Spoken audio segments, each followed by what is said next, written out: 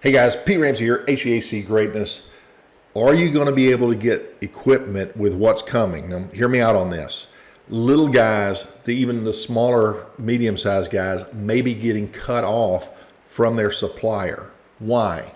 Well, wholesalers, they're already talking about this, are going to pick and choose who they're going to be able to fulfill as inventories start to pull back and who they're going to have to cut loose.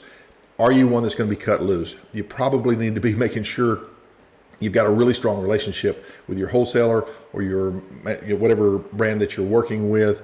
And let me explain to you what I believe could be causing this. Now, here's a guy by the name of Michael Burry, and he just tweeted this recently. He calls it the Bullwhip effect. I'm going to try to explain this as best I can so that you kind of have an overview, really simplistic overview of how this works. So we had the COVID thing, right, which led to this stimulus. And so when the stimulus occurred, all this money was infused into the economy. The consumers went out and spent that money.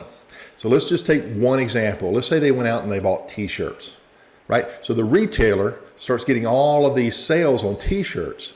So what do? They call their wholesaler and say, I'm going to need a lot more t-shirts. Let me put in this larger order for the next batch. So they do.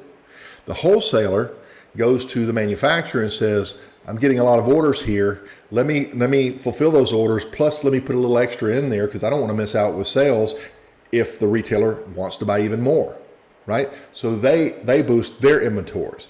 The manufacturer goes to their raw materials. Maybe they're buying chemicals for the colors of the t-shirts, the materials themselves, threads, all the different stuff that they need in order to manufacture. So they increase. Well, guess what happens? What happens is supply goes down. They've spent their money. And so now we've got the retailer who's sitting on all this inventory. He didn't sell the t-shirts that he brought in. Wholesalers call and say, hey, what size order do you want this month? He says, I can't take an order right now. I'm still sitting on the inventory that I have, right? And so this goes right on down the line to manufacturing. So this creates a situation where they start cutting the cost of, or cutting the sales amount of all of these different products, reducing their prices just to move that product out of the way. So right now we're sitting on a lot of inventory. We're seeing places like Walmart and all this other stuff. They have a lot of inventory, but we're getting ready to catch that bullwhip. And what's going to happen is this: they're going to sell this stuff off, but they're not manufacturing to the same level. They're just trying to get rid of the inventory that they have. And then we're going to get into inventory shortages. Now, this is going to happen in different areas. And I'm no economist, okay? I'm following other experts just like Michael Burry here. But what does that mean to you and I in the HVAC business?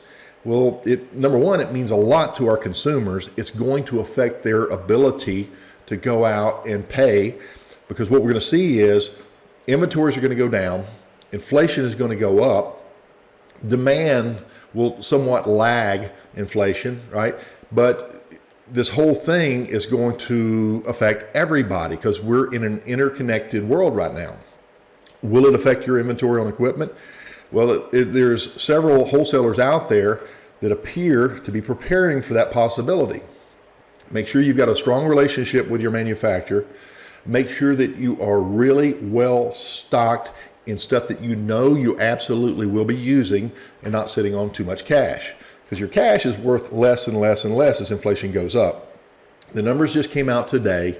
They were a record high on inflation and whatnot. They're still, the numbers are fudged, guys. The government and all of these graphs and charts, and even the experts that are using these false graphs and charts they're all over the place because they're not getting the true data.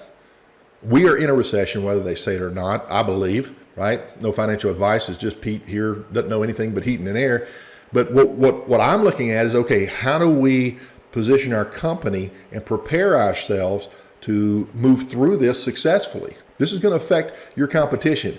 For many, it's going to be a race to the bottom. You're going to be undercut, okay? And therefore, but it's hard to undercut your bigger competition when you can't get the equipment and they can.